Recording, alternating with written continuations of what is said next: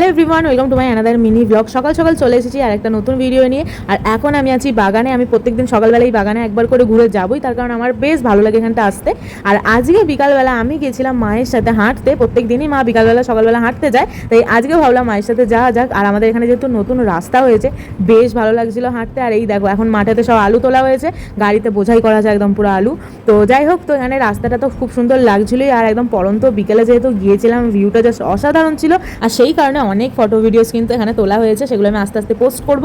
আর এখানে মা তুলছিল কুলেখাটার শাক, যেহেতু কুলেখাটা শাকের জল খাওয়া শরীরের পক্ষে খুবই ভালো, কুলেখাটার শাকও খাওয়া খুব ভালো। আর গ্রামের সাইডে এরকম উপকারী জিনিসপত্র অনেক কিছুই আমরা ফ্রিতে পাই।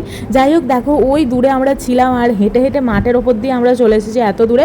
মা বললো আর রাস্তায় যেতে হবে না, চো মাঠে মাঠে হেঁটে যায়। অনেক দিন পরে এরকম মাঠের মধ্যে দিয়ে হেঁটে হেঁটে বাড়ি ফিরলাম, তো বেশ ভালো লাগলো, বিকালটা দারুণ কাটলো।